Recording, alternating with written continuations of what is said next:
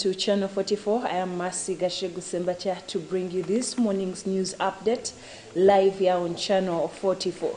I'll later be joined by Livingstone Kawesi for sign language interpretation and translation. We'll start with what's happening around us in the papers today. In today's New Vision, it brings you Lukwago's statement, "I have never met Saleh," according to the Lord Mayor of Kampala, Elias Lukwago. FDC to investigate Lord Mayor's links with the General. He says he has never met Salim Saleh. Details are on page 4 and page 5 of today's New Vision. And also, City Road works kick off next month, according to Dorothy Chisaka. It should be noted that Dorothy Chisaka, who is the executive director of Kampala Capital City Authority, revealed that roads are going to be repaired, starting with Salama Road and many others. And she says they kick off next month. Sema Properties boss charged over demolition of old woman's property. 30 ex-RDC's right to Museveni over loans. And brother Father Anatoly Watswa buried. They bring you the casket containing the body of Father Brother Anatoly Watswa as it was being lowered into the grave at the Banakaloli Brothers Cemetery in Chotila district. The Archbishop of Kampala, Paul Semogedede, Bishop Anthony Ziwa of Chindi Mitiana Diocese, and Bishop Severus Jumba of Masaka Diocese, plus other leaders attended the function. And also in today's New Vision, there are many job opportunities and tenders. Get yourself a copy and see where you can get yourself a job or win a tender in one of the companies. Freedom City deaths, Sebalamu questioned. All those are in today's New Vision. And then over to the Daily Monitor. Strike leaves cancer patients in trouble. Hundreds of cancer patients yesterday struggled to access life-saving services at the Uganda Cancer Institute in Mulago, Kampala, after many of the staff went on a sit-down strike over delayed December salaries.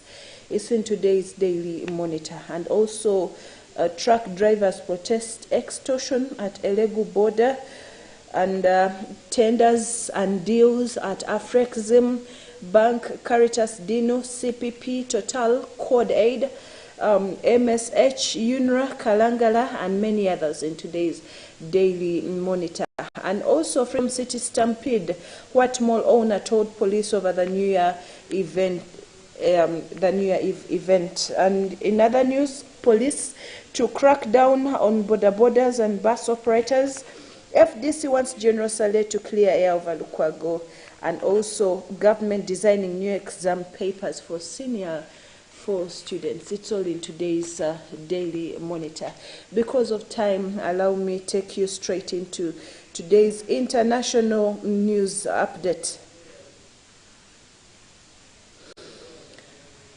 Police in Uganda say they've arrested a suspect who went on the run after a deadly New Year's Eve crash. They say the event's host, Elvis Francis Juko, was found in a hideout about 60 kilometers, which is 37 miles from the capital, Kampala. He's been accused of urging revelers to go through a narrow passageway to watch fireworks outside the mall where the party was held.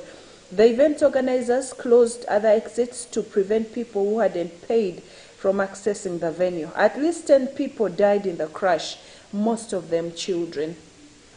In neighboring Rwanda, President Paul Kagame says his country will no longer offer refuge to people fleeing the conflict in the Democratic Republic of Congo. Decades of instability in the east of the country have forced scores of refugees across the border into Rwanda.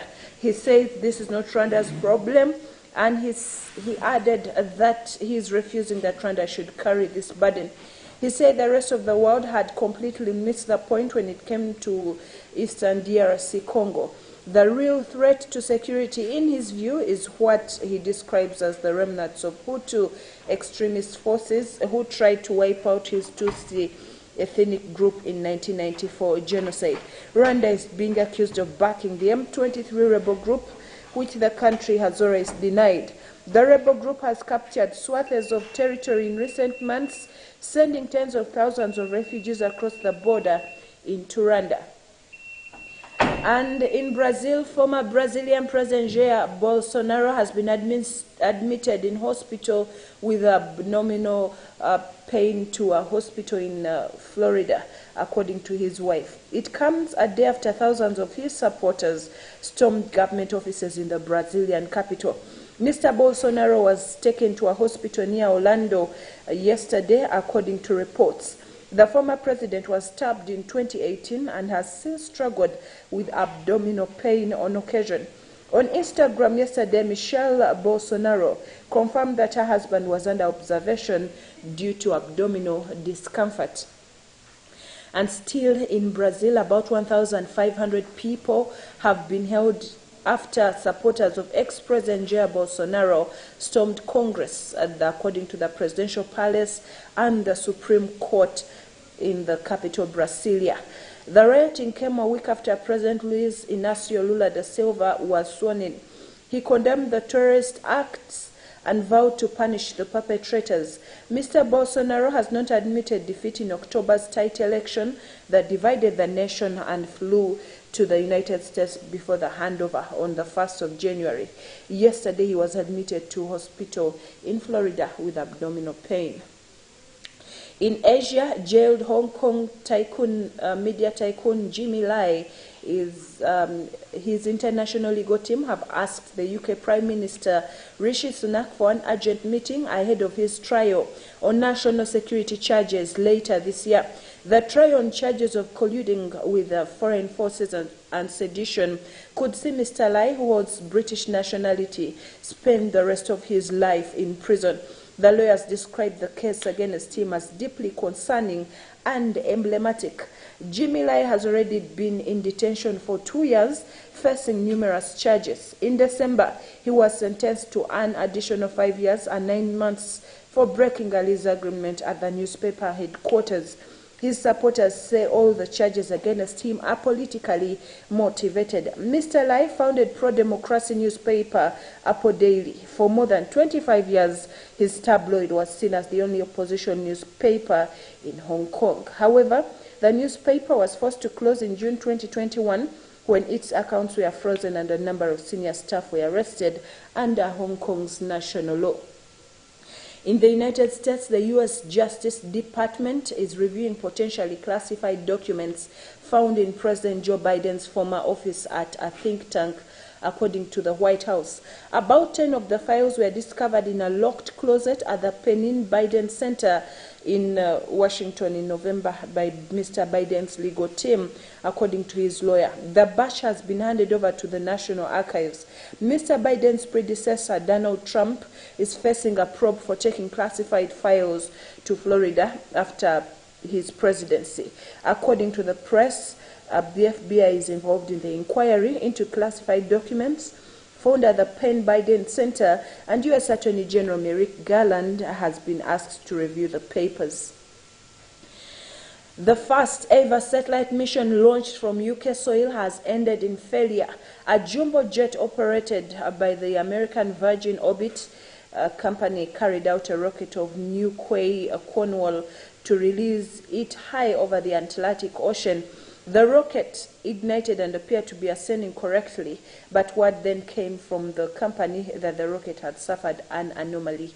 The satellites it was carrying could not be released and were lost. Cosmic Girl, the Carrier 747 jet, returned safely at base. And finally, human action to save the ozone layer has worked as hoped, and it may recover in just decades, according to the UN international agency. An international agreement in 1987 to stop using the harmful chemicals that were damaging the layer has been successful, according to major assessments. The ozone layer is a thin part of the Earth's atmosphere that absorbs most of the ultraviolet radiation from the sun. When it is depleted, the radiation can reach the surface, causing potential harm to humans and other living things. Ultraviolet rays can damage DNA and cause sunburn, increasing the long-term risk of problems such as skin cancer. Well, that brings us to the end of this morning's news update. Thank you for watching Channel 44. I remind you of the revival services happening every evening here at the Miracle Center Cathedral. Of late, we've been having dream interpretation. Are you having a dream that is confusing you and you do not know how to go about it? Please come to the Miracle Center Cathedral. Pastor Robert Kayanja is interpreting dreams every day at from 6 p.m. to 9 p.m. and your life will not remain the same again. Pastors Now program is up next. Stay tuned to Channel 44 and enjoy your morning.